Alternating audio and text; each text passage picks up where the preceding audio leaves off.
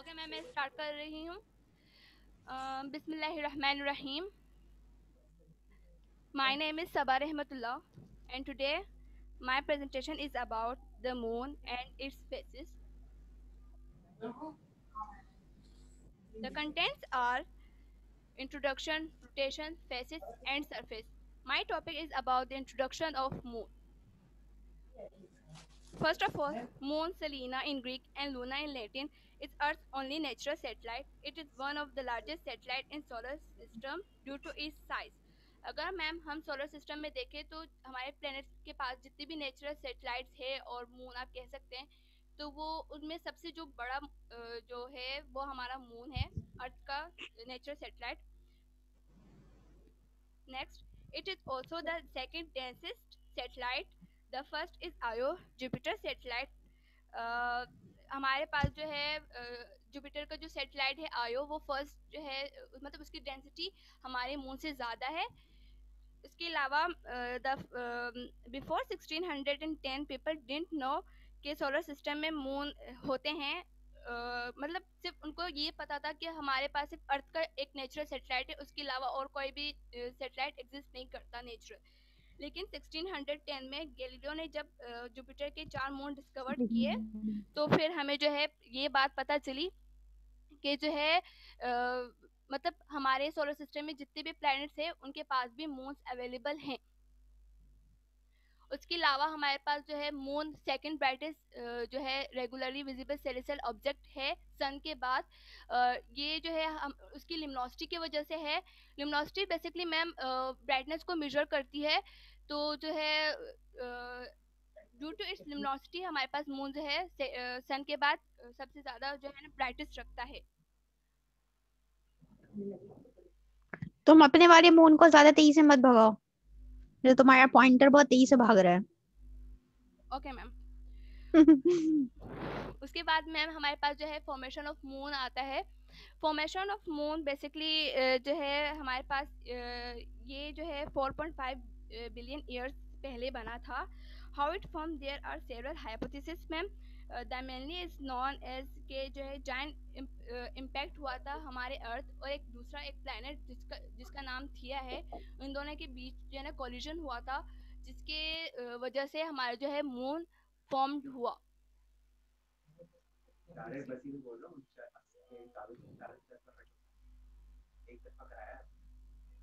Ma'am हमारे पास यहाँ पर एक वीडियो है, वो अभी शो होगी. अच्छा, आप लोग ना मैम मेंशन मत करिए बार बार, सिर्फ अपनी प्रेजेंटेशन को कंटिन्यू कीजिए, ठीक है? क्योंकि यहाँ पर बाकी लोग भी है ना, वो भी सुन रहे हैं, तो अजीब सा लगेगा. Ma'am at that time, sorry, इसका दैट इसका टाइम. वॉइस ऑन करो, इसका वॉइस ऑन करो. नहीं, हाँ, volume.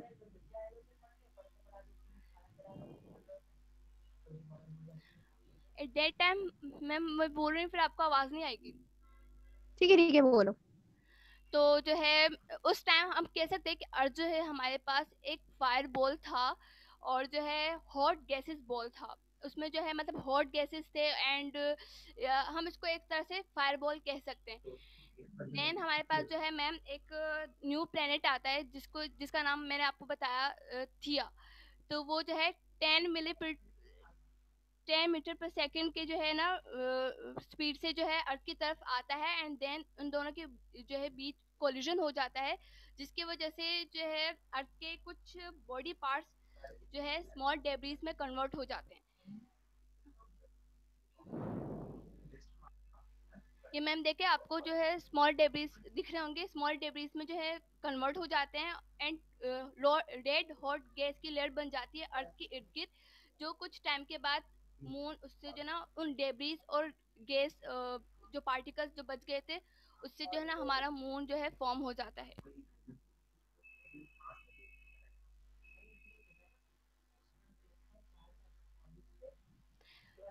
There is some information about moon. यहाँ पर हमारे पास मास दिया हुआ है मून का. उसके अलावा हमारे पास डायमीटर दिया हुआ है जो कि 3475 किलोमीटर है.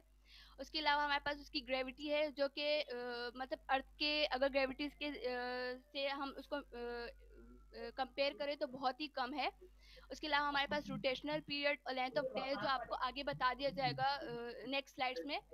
इसके अलावा हमारे पास डिस्टेंस दिया हुआ है, ऑर्बिटल पीरियड है, हमारा जो सरफेस प्रेशर और ग्लोबल मैग्नेटिक फील्ड है मून में वो नहीं है। उसके अलावा उसकी जो ऑर्बिटल इंक्लिनेशन है वो 5.1 डिग्री है, जो आपको नेक्स्ट स्लाइड में बता दिया जाएगा कि क्या होती है। उसके अलावा अच्छा, यहाँ पर तुम लोगों ने mean temperature means -20 degree mention किया है। इसका मतलब है सन के सरफेस पे जो है गर्मी नहीं होती है, वो अर्थ के सरफेस पे, सॉरी मून के सरफेस पे गर्मी नो यहाँ का मैम, टेम्परेचर जो टेम्परेचर इतने परसेंट तक गिरता है, ये यहाँ पर ये शो अच्छा किया हुआ है कि इतने परसेंट तक जो है हमारा टेम्परेचर अच्छा नीचे जाता है जी। अच्छा, और मैक्सिमम वहाँ टेम्परेचर कितना होता है? अच्छा मैम, मैंने नहीं लिखा हुआ।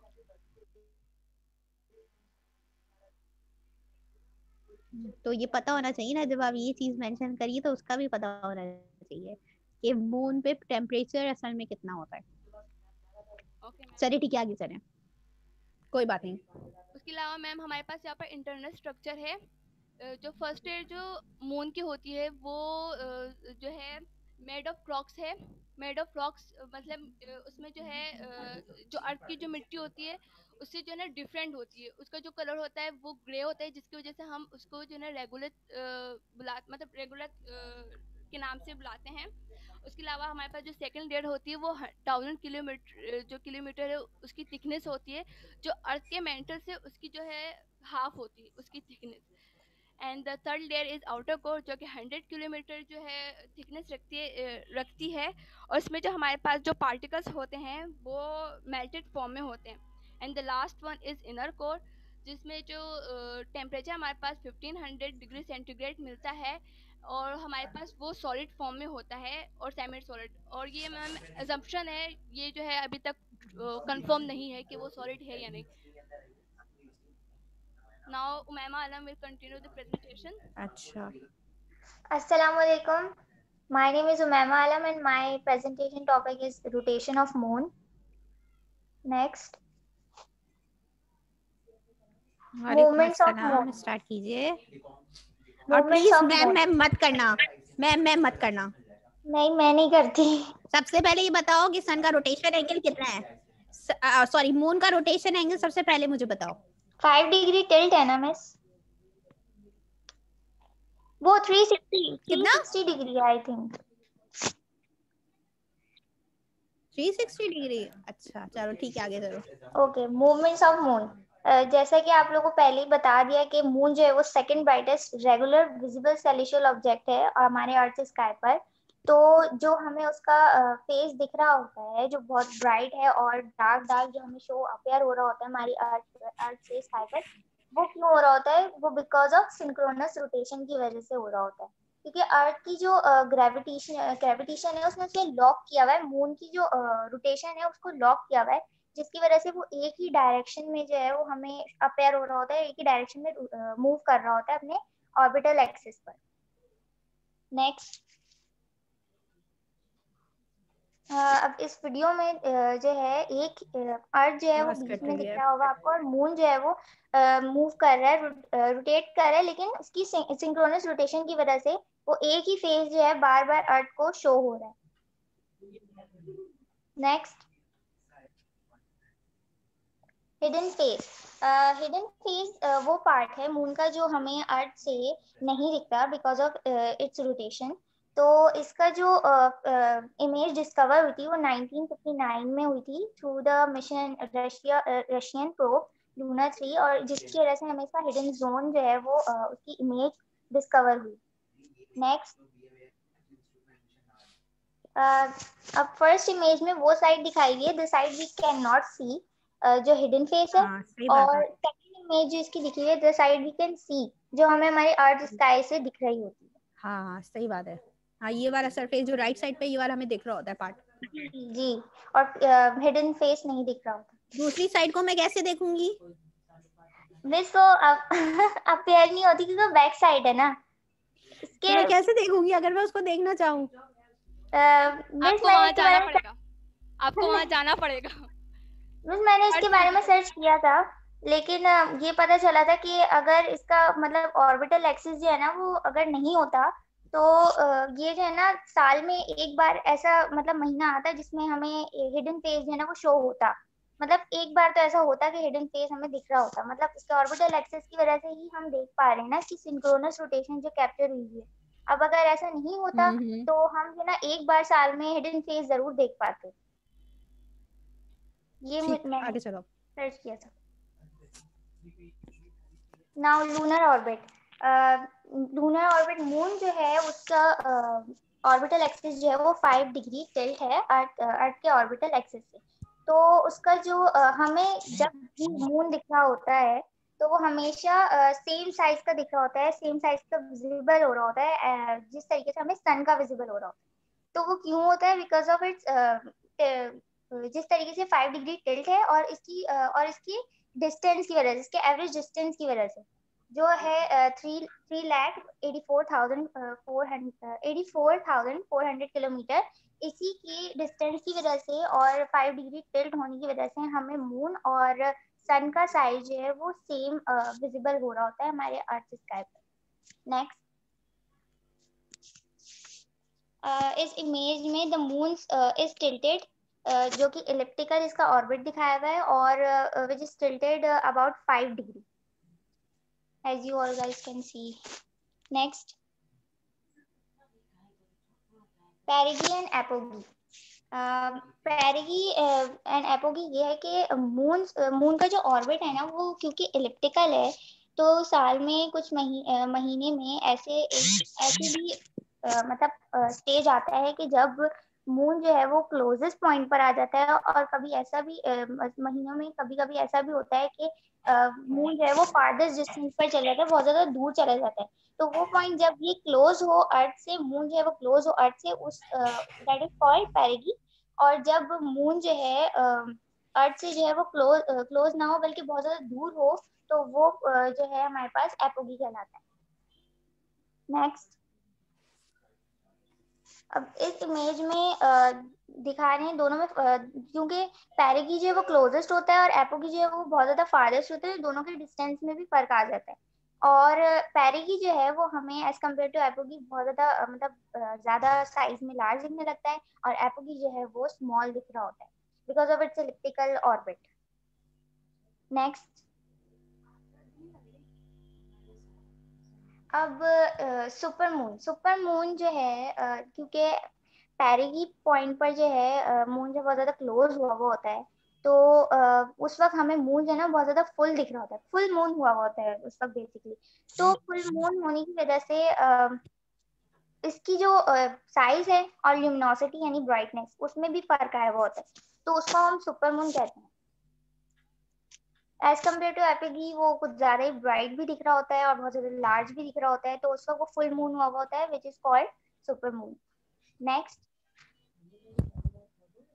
अब इस इमेज में जो है सुपर मून की ब्राइटनेस जो है वो 30% मतलब ब्राइटर है और 14% बिगर है एज कम्पेयर टू एपोगी।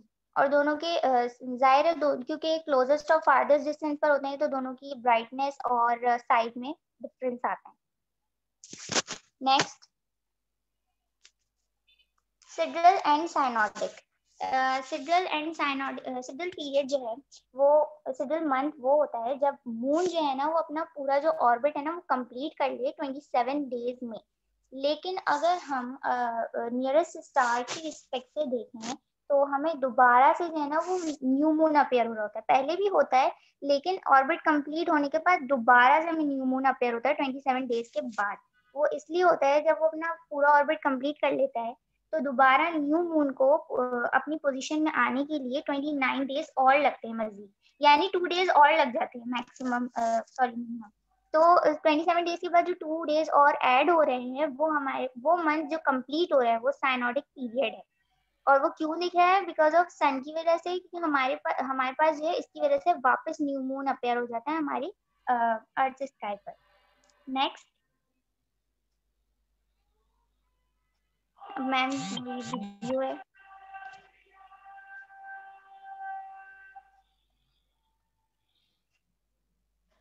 यहाँ पर न्यू मून देखें अपेयर हुआ है हमारे अर्थ पर, हमें दिखा है न्यू मून, सही। अब अगर ये जब पूरा अपना ऑर्बिट कंप्लीट कर लेता है तो वापस उस पोजीशन में आगे न्यू मून नहीं बन रहा, बल्कि इसका सिड्रल पीरियड, सिड्रल मंथ जो है वो कंप्लीट हुआ है 360 डिग्री मूव करने के बाद, और उसको 2 डेज और लगे हैं न्यू मून बनने में, तो विच इज दी साइनोडिक मंथ। तो इस फेज को जो पूरा जो ये 29 डेज का जो ये मंथ है, ये हमारे पास साइनोडिक पीरियड है। आगे से मैम कंटिन्यू करेंगी तूबा इद्रीस।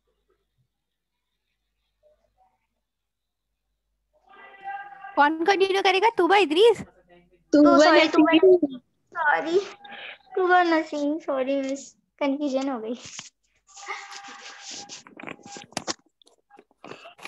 अस्सलाम वालेकुम, my name is Tuba Naseem और एज यू नो कि हमारा टॉपिक जो है मून पर है और मेरा टॉपिक है मून लिबरेशन।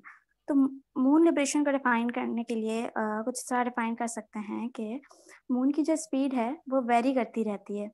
जब मून पेरिगी पॉइंट पे होता है यानी कि अर्थ से करीब, तो इसकी स्पीड तेज हो जाती है, यानी कि वो तेज स्पीड कर लेता है अपनी। और जब एपोगी पर होता है यानी कि अर्थ से दूर, तो उसकी स्पीड स्लो हो जाती है। अब but the question arises that कि ऐसा होता क्यों है। It is there for the gravitational force of earth. Perigee पर जब मून होता है तो वो अर्थ के करीब होता है और उस पर ग्रेविटेशनल फोर्स जो है असर कर रही होती है, इसीलिए उसकी स्पीड जो है तेज हो जाती है। और जब एपोगी पर होता है तो वो अर्थ से दूर होता है और ग्रेविटेशनल फोर्स उस पर इतनी इम्पैक्ट नहीं कर रहा होता, तो उसकी स्पीड जो है वो स्लो रहती है। तो इस स्पीड का बढ़ना और स्लो होना ईस्ट से वेस्ट तक ये काउज करता है कि मून जो है वोबल कर रहा होता है। आप ये पड़ोस में जो मून है वीडियो गिफ्ट जो है, आप इसमें देख सकते हैं कि मून वोबल कर रहा है। तो ये मून का वोबल करना और स्पीड स्लो करना, मतलब स्पीड स्लो और तेज होना, ये मून लिबरेशन कहलाता है। Next, lunar phases. The next topic is lunar phases. तो लूनर फेज उस शेप को कहते हैं जो सनलाइट पड़ने की वजह से मून पर बन रहे होते हैं। लूनर फेज साइक्लिकली चेंज होते हैं, जैसे जैसे मून अर्थ के गिर्द ऑर्बिट कर रहा होता है, मून जो है इसी तरह से फेजेस जो है चेंज हो रहे होते हैं। मून का एक लूनर मंथ खत्म होने में 29 days 12 hours 44 minutes and 13 seconds, यानी कि अप्रोक्स 29.5 डेज लगते हैं। और मून अर्थ के अराउंड 1 रेवोल्यूशन कवर करता है 27.322 डेज में। नेक्स्ट, तो there are 8 distinct moon phases. तो first new moon, second waxing crescent, third first quarter, 4 waxing gibbous, 5 full moon, 6 waning gibbous, 7 quarter and 8 waning crescent. Next, new moon. जब moon जो है ना, जो ये न्यू मून जब होता है तो मून बिल्कुल अर्थ और सन के दरमियान होता है, तो मून की जो साइड हमें शो हो रही होती है वो बिल्कुल डिम होती है, उस पर सनलाइट नहीं पड़ रही होती, तो इस फेज को हम कहते हैं new moon. Next, waxing crescent. तो फर्स्ट ऑफ ऑल हम ये देख लेते हैं कि वैक्सिंग क्रिसेंट की मीनिंग क्या है। तो वैक्सिंग मीन्स ग्रोइंग और crescent refers to the curve shape, यानी कि मून में अब जो सनलाइट पड़ रही होगी तो शेप जो है वो कर्व ग्रो हो रहा होगा।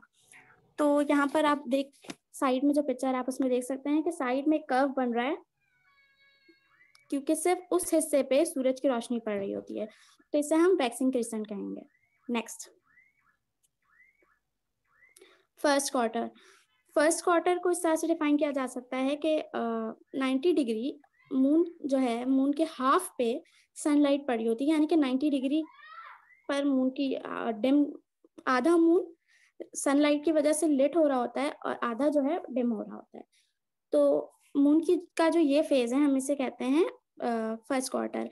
अब ये कहा जा सकता है कि हमें लेफ्ट साइड पे कभी ऐसा दिखता है कि डिम है, कभी ऐसा कहीं से ऐसा लगता है कि राइट साइड डिम है, तो ऐसा हमारे हम जहाँ पे खड़े होते हैं ना, हमारी जो पोजीशन होती है अर्थ पर, ये उस पर डिपेंड करता है कि मून की कौन सी लाइट डिम है और कौन सी लाइट जो है लिट है। Next next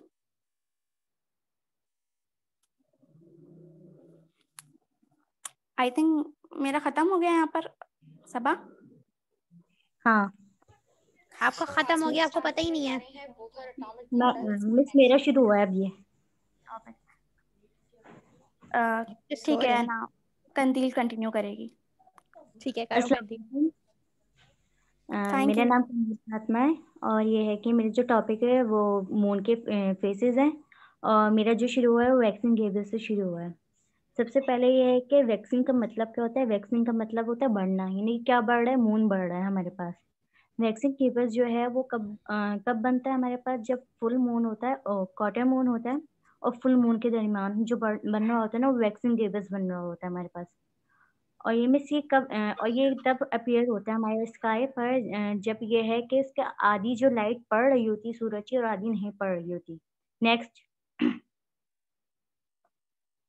next full moon. अब ये है कि अब वो बढ़ता चला जा रहा है, तो अब ये है कि हमारे पास फुल मून आता है। फुल मून जो है 180 डिग्री दूर होता है सन से और ये है कि बहुत ज़्यादा इल्यूमिनेटेड हुआ होता है। ये स्काई पर इल्यूमिनेटेड का मतलब ये नहीं कि चमक रहा होता है, बहुत ज़्यादा ब्राइटन हुआ होता है और यानी कि बहुत अच्छा लग रहा होता है। ये उमूमन ये है कि बढ़ रहा, यानी कि अब ये है कि इसके फुल मून के बाद से वो थोड़ा घटना शुरू होता है। और नेक्स्ट वेनिंग गेबल्स। वेनिंग गेबल्स अब ये है कि हाफ मून का जब फुल मून हो चुका होता है फिर इसके बाद से ये घटना शुरू होता है और हाफ मून सरफेस पे होना शुरू होता है और ये है कि इसकी आधी से ज़्यादा सरफेस पे सनलाइट पड़ रही होती है। बट लेकिन इसका जो होता है वो है कि डिक्रीज होना शुरू हो रही होती है और ये तब अपीयर होता है जब फुल मून होता है और लास्ट क्वार्टर मून होता है। और बेसिकली मैं एक अपनी नॉलेज से एक बात बता रही हूँ, जैसे कि आजकल सर्दियाँ बहुत हैं और ये है कि ये मैं अपने पास से बता रही हूँ कि फुल मून जब अब ये कि जनवरी में आएगा हमारे पास, तो फुल मून जब हुआ था और जब बहुत ज़्यादा सर्दियाँ हुई होती हैं तो उस पर ये इस वक्त जो ये कहलाया जाता है वो वुल्फ मून होता है। वुल्फ मून जब होता है जब ये कि बहुत ज़्यादा सर्दियाँ होती हैं, यानी कि अभी जनवरी में शायद होने वाला हो वो वुल्फ। उसके अंदर ये है कि मून जो है वो फुल इल्यूमिनेटेड हुआ होता है। अब ये है कि नेक्स्ट लास्ट क्वार्टर ये है कि यानी कि जब फुल मून के बाद से जब होता है तो ये कि वो मून जो है वो लास्ट क्वार्टर पे पहुंचता है और ये है कि इसके और ये जो एंगल बना रहा होता है वो 270 का बना रहा होता है और ये है कि इसका आधा पार्ट जो होता है वो बहुत ज़्यादा शाइन कर रहा होता है और ये है कि आधा ये है कि ब्लैक हुआ होता है। Next वेनिंग question. अब ये है कि वो जाहिर सी बात है लाइफ साइकिल है एक मून की, तो वो घटना शुरू हो रहा है, तो वेनिंग क्वेश्चन का मतलब है कि मून यानी कि घट रहा है बहुत ज़्यादा और ये है कि इसका ये है कि साइज़ बहुत छोटा हो जाता है और ये है कि बिल्कुल कर्व हुआ होता है ये और ये है कि इसका बहुत थोड़ा सा हिस्सा जो है सनलाइट को डिफ्लेक्ट कर रहा होता है और बाकी है कि वो डार्क सरफेस हो रहा होता है। और ये है नेक्स्ट। अब इसके अंदर एक लाइफ साइकिल दिखाई हुई है मून की कि वो कैसे बढ़ रहा होता है फिर घटना शुरू होता है। जैसे कि हम शुरू के महीने के शुरू में देख रहे होते हैं कि बहुत हल्का सा नज़र आता है, फिर बीच में फुल मून हो जाता है, फिर उसके बाद घटना शुरू हो जाता है, फिर दूसरे महीने की तारीख शुरू हो जाती है। तो बेसिकली मून की एक लाइफ साइकिल होती है जिसके अंदर मून बढ़ रहा होता है फिर हो रहा होता है, फिर उसके बाद ये कि उसके अंदर कभी कभार लूनर इक्लिप्स और सोलर इक्लिप्स भी हो जाता है इसी दौरान। नेक्स्ट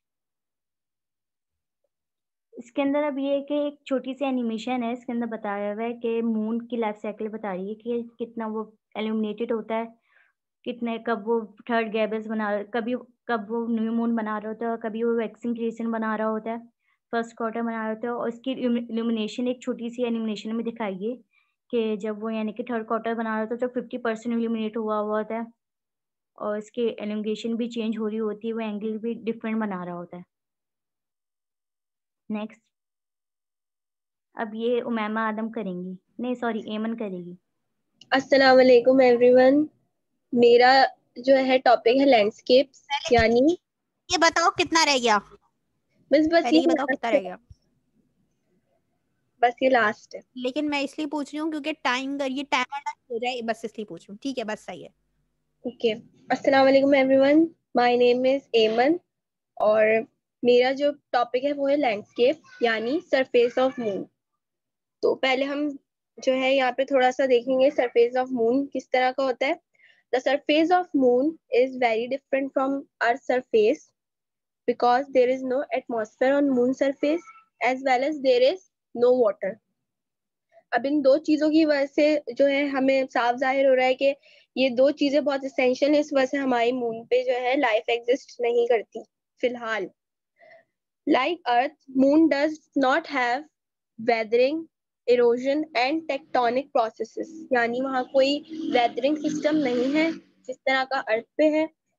फिर भी although moon has many surface features that are not available on earth, इसके बावजूद भी हमारे मून पे बहुत सारे सरफेस फीचर्स हैं। नेक्स्ट,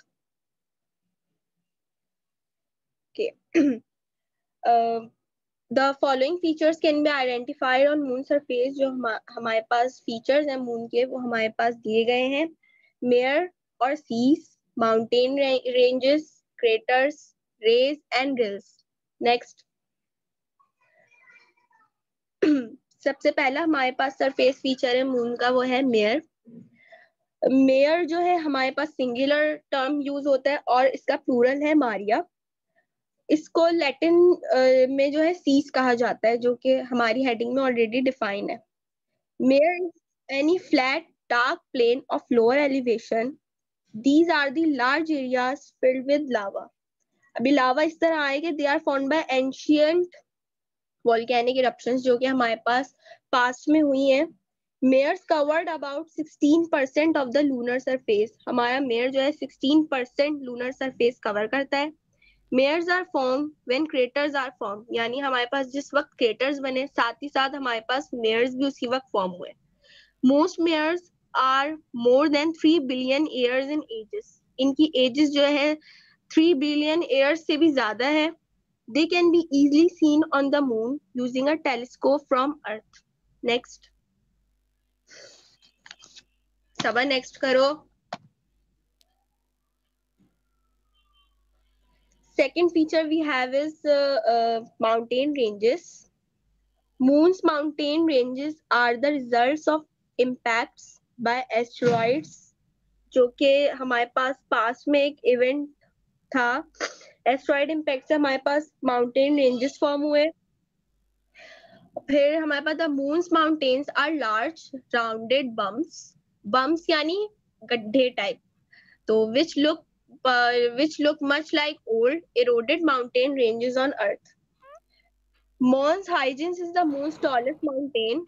ये एक एक्स्ट्रा इंफॉर्मेशन है जो स्लाइड्स में मेंशन नहीं है कि मून का माउंटेन रेंजेस में जो टॉलेस्ट माउंटेन है वो मॉन्स हाइजिन्स है और उसकी हाइट है 18,046 feet. The moon's mountains are even older than the Mears और इनकी एज है 4.4 billion years. Next, then we have our third surface feature which is craters. Craters are the most common surface feature on many solid planets and as well as on moon. Our moon is covered with so many craters. They are roughly circular depressions in the surface of moon. और it is craters जो है form हुए हमारे पास, it is formed when meteorites struck the moon at high speed. जो हमारे meteoroids हैं वो तेजी से जो है मून की सरफेस पे आके स्टिक हुए। Moon have hundreds of thousands of craters. These craters can be as large as hundreds of kilometers, यानी जो है ज्यादा से ज्यादा hundreds of kilometers होंगी इसकी length, and as small as 1 meter. Next, then we have rays. Rays में हमारे पास ब्राइट स्ट्राइक्स होती हैं, शुआएं यानी जो कि आ रही होती हैं हमारे पास डेब्रिस की जो है स्ट्राइक्स होती हैं जो हमारे पास आ रही होती हैं क्रेटर्स के पास से, and their length is as long as 3000 kilometres. Next,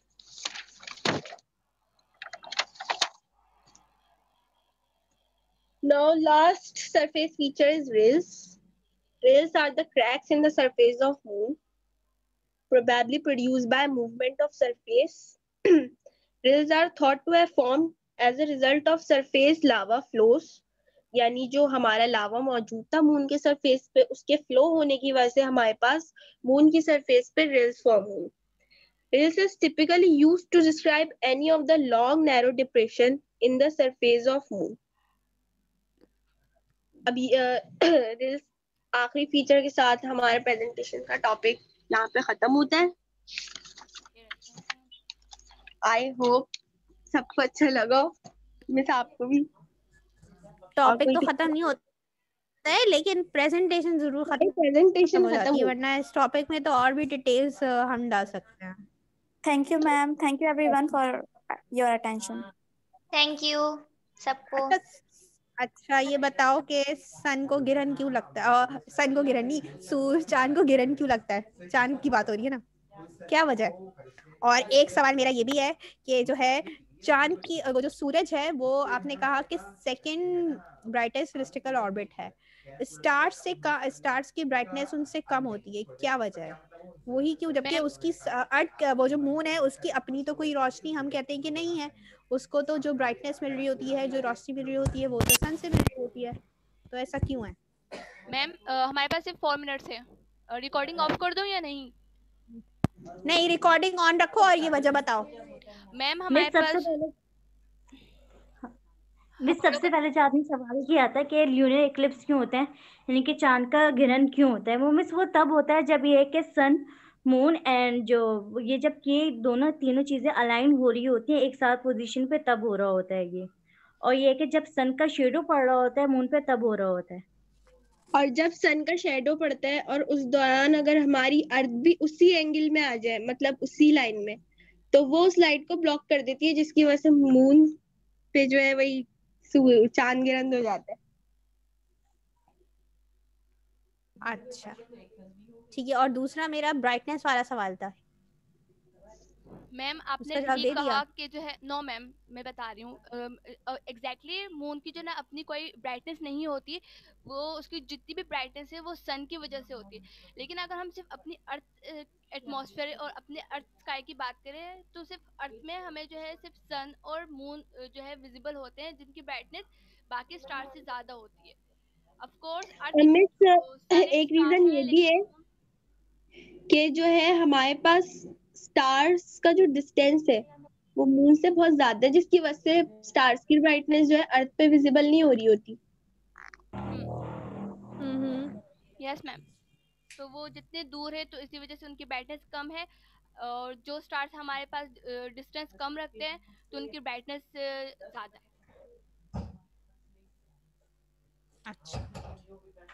अच्छा अब कौन जो है वो सवाल करना चाह रहा था उस वक्त? आप सवाल करें, 3 मिनट है आपके पास, कर ले सवाल. अपना वो ऑन कर लो और मतलब माइक, और सवाल कर लो. चैट में नहीं करना, जल्दी से करो ताकि सवाल सबको पता. बस मेरा एक क्वेश्चन. वालेकुम अस्सलाम. बस जैसे कल 16 दिसंबर था, दिसंबर का हाफ मंथ हो चुका था, तो कल मून का जो स्काई पे जो फेस था वो कौन सा मतलब फेस फॉलो कर रहा था?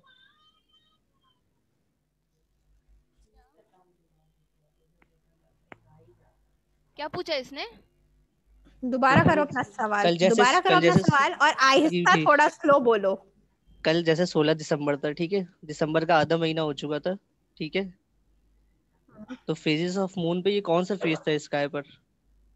Waxing crescent. न्यू मून नहीं था? नहीं, क्योंकि पहली जमाती अव्वल थी. तो तुम उसको क्यों बोल रहे हो? उर्दू में क्यों पूछ रहे हो? इंग्लिश में पूछो ना, इंग्लिश में पढ़ते हैं हम तो अब जमाती अव्वल को इंग्लिश में पढ़ो या उर्दू में पढ़ो, वो एक ही रहेगा बेटा.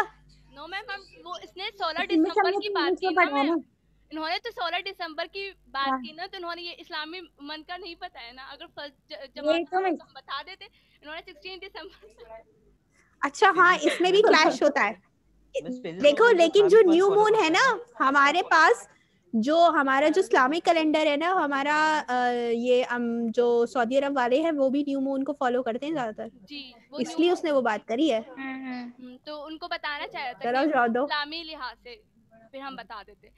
है नेक्स्ट क्वेश्चन। जब लो उसने तभी तो उसने जमात का उसने कहा है कि कल पहली जमात अव्वल थी। जिसने बाद में बताया ना मिस वही होगा ना आंसर लेने के बाद उन्होंने कहा है, अच्छा पहले जल्दी नहीं से कहा, पहले बताया। कहना था। अच्छा चलो चलो चलो वक्त जाया करने के पहले जल्दी से जवाब दो। बता मिस दिया वही ना हो गई मैम, ना तो न्यू वैक्सीनेशन। मून होगा।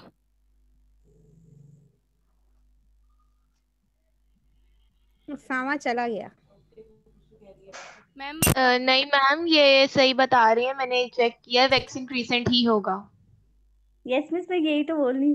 लेकिन हाँ। अगर कल जैसे हम कहे पहली जमात सानी थी या जो भी था, तो अगर पहली थी तो फिर न्यू मून ही होगा। वो ये बात सही कट कह रही रहे हैं। है उमामा आलम। मैम अच्छा टाइम खत्म। 21 दिसंबर क्या होता है? हम लोग यहाँ बंद करते हैं सिर्फ। अच्छा टाइम जो है 1 मिनट रह गया सिर्फ, ठीक है। यस मैम बाकी खत्म अगर होने किसी वाला को डिस्कस करना हो तो वो ग्रुप में डिस्कस कर ले, ठीक है। नहीं तो यूट्यूब पे लूंगी तो वहां पर डिस्कस करें, क्योंकि 1 मिनट रह गया वरना ये खुद ब खुद कट जाएगी।